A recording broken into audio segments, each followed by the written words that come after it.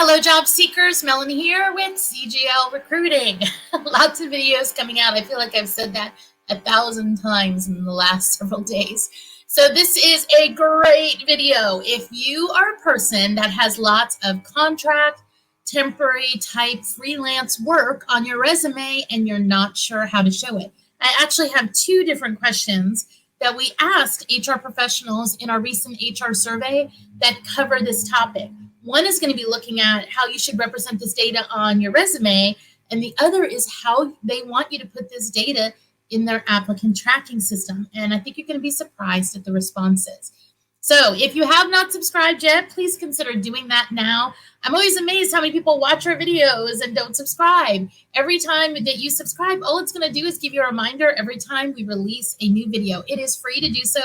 Please consider doing that. And also, don't forget to connect with us on all of our other platforms. Some of those other platforms we're able to use them for more quick hits of information if something comes out or a company releases a bunch of new positions, things like that. So consider connecting with us on all of those other platforms as well. Okay, let's get right into this question. And I do want to say that this was brought about by one of you. Job seeker that has a lot of contract work on his resume asked us to go ahead and include this question. So we actually included two to make sure that we were getting a clear picture on the survey that we recently did to HR people. Okay, let's look at the first one of these questions. And I'm going to take myself out of this stream so you can read this a little bit bigger. Let me see. There we go. Okay, so the question that we asked is for candidates that have a lot of contract, temporary, or consulting work on their resume, what is the best way to show this data on their resume? And 48% of the HR respondents said group this time together, even if it's with different companies.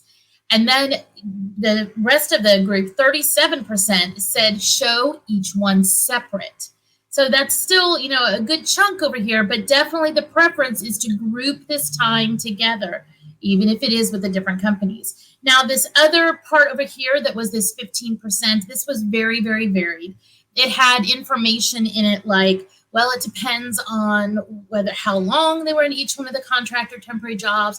It depends if they had full-time jobs in between. And yes, that's all true, right? What we want to do is if we've had a very, very long time on a contract or freelance position with a company, that's like over 2 years, I would say maybe 3, you're going to want to separate that out than ones that you've done for a 3-month, a 6-month, a 9-month gig. And there's lots of people who just go from consulting job to consulting job, freelance to freelance. They're very, very good at it. And there are lots of job sites that, tailor just to them. So what we are hearing, though, from HR is they do want on your resume for ease of reading and for them to understand is for you to group that data seems to be the preference.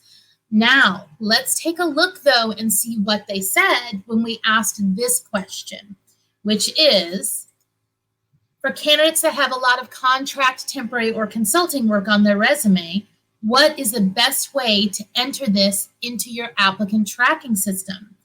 And here, what got the largest one? 50% said show each one separate. Show each one separate. Whereas 41% said group this time together, even with different companies. 6% said, other things again, and there was 3% that don't currently have any kind of tracking system that they can do this. This is very interesting data. Let me go back one to this slide that we just showed you previously. Remember, 37% wanted you to show each one separate. But on the ATS, 50% wanted you to show it separate there. So what is that data telling you, job seekers?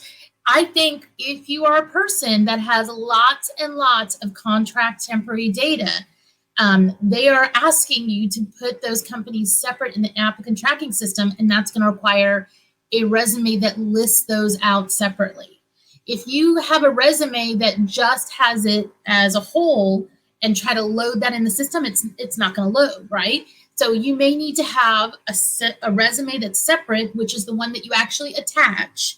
That is your final one that you want them to have, but upload your data with a different resume that shows that time together. I know this is a difficult question, and that's why one of our job seekers asked us to include this in the survey. I think you are still better, though, when you're getting that first blush look across for somebody to see all of that type of work. You don't want to look like a job hopper. You want to look like somebody who was doing your consulting work. And so that's why grouping those things together still seems to be your best bet. Now, I'd love to hear more from you, job seekers. Give us some of your real world examples that you've also seen with the companies you've applied with. Go ahead and put it in the comments down below. You know, I always love hearing from you, and we read and look at each and every one. All right, job seekers, until next time, thanks as always for watching, and I'll see you next time.